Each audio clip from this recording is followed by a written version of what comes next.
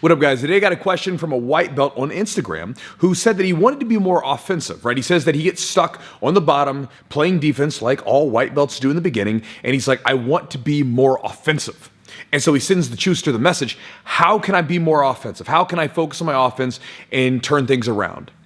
So I sent back the message. I said, hey, bro, what is your go-to strategy? What are your go-to techniques off of your back with your defensive areas, the places where you're getting stuck, right?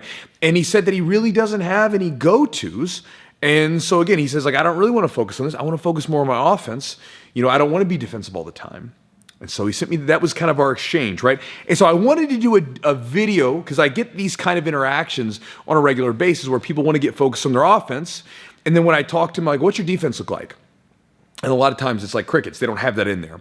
Understand this. If you're doing jiu-jitsu, especially in that early white belt phase, but it's important all throughout your jiu-jitsu career, this is never going to be not important. This is important from the beginning through the end, but especially in the beginning, it's kind of like should be one of your first steps.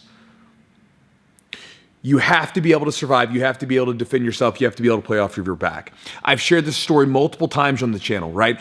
One of the things early on that made my top offense, my guard passing and my submissions better was learning how to play off my back, learning how to defend guard passes, learning how to sweep and things like that off of my back, right? And this is coming again from a guy who came from a wrestling background who then got into jiu-jitsu. I didn't want to play on my back. I wanted nothing to do with it, but that was when things really turned around for me.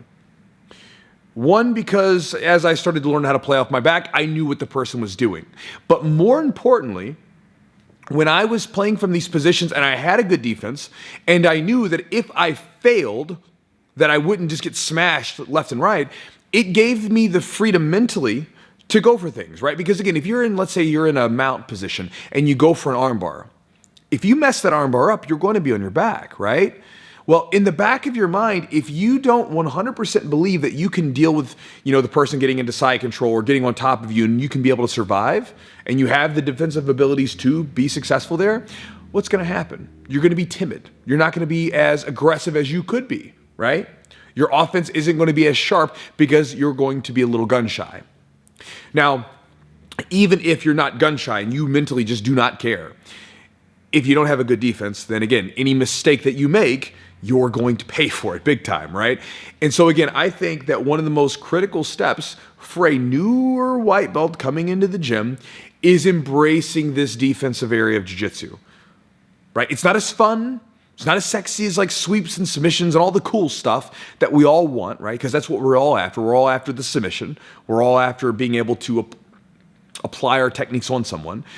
But it's one of the most important things that you can have in jiu-jitsu because, again, it's that ability. If you can survive for a long time, it's that ability that allows you the chance to escape and get back to an offensive position. It's that ability that gives you the freedom in your mind to go for things and not be afraid to go for them, right? And so, again, to my friend from Instagram, I don't have your name on me. I wrote your question down. I'll shoot this video to you when it's done. Stop worrying about offense so much right now. It ain't going anywhere, right? It's more important in this beginning stage. You've probably heard multiple coaches say this.